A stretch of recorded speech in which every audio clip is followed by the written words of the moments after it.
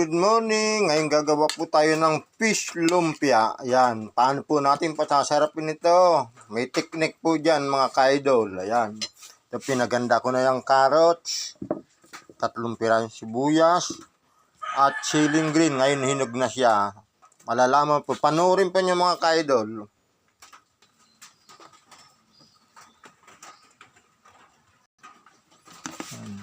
Mag-iwa-iwa muna tayo ng carrots mga ka-idol.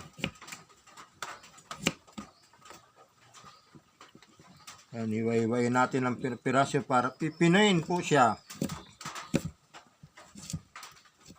Ayan na po siya mga ka-idol. Oh.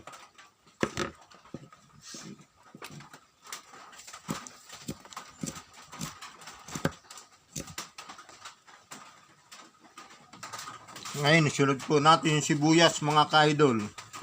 Ganon din ang hiwa mga ka-idol.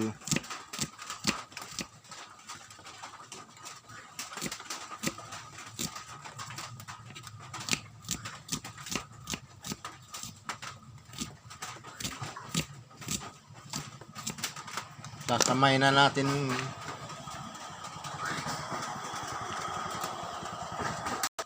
Ay, sunod natin yung ceiling green. Hinog na nga lang siya pero itong papasarap mga ka-idol.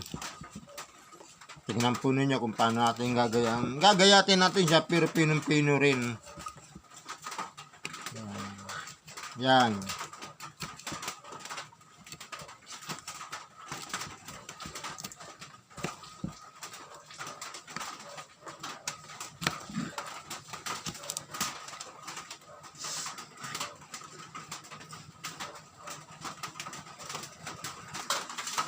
Ito na mga ka-idol, paghaloy na natin.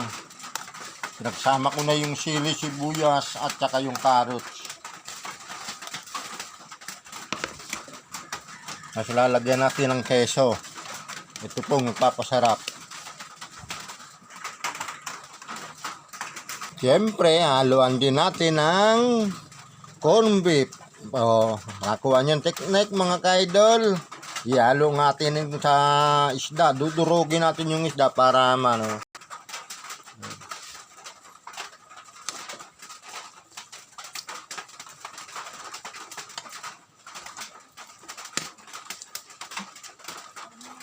Kailangan pinong-pino itong isda mga ka-idol para mahalo maigi doon sa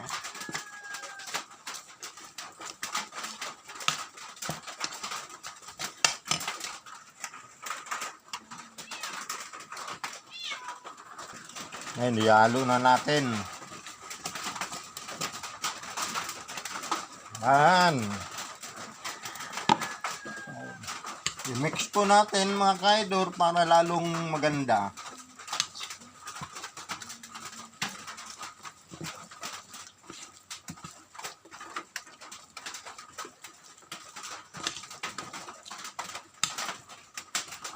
Ngayon, ihalo na po natin ito mga ka-idol. Yan.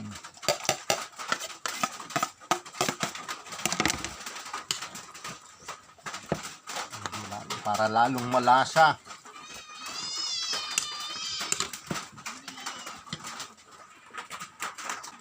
Lalagyan natin ng asin para lalong malasa siya.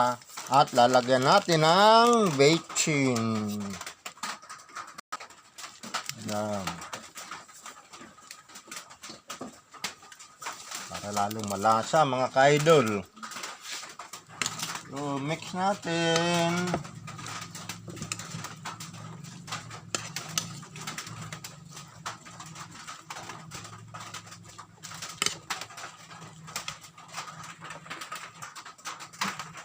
Anyway, natin yung keso. Walang nga lang panggayat ng keso mga ka-idol.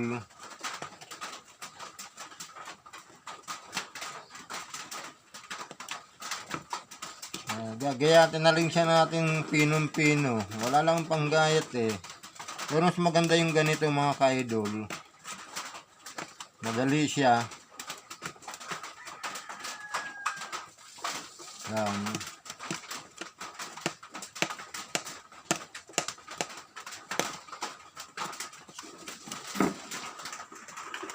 Ngayon, ihalo na natin mga ka-idol. Kalo, saka natin babalutin.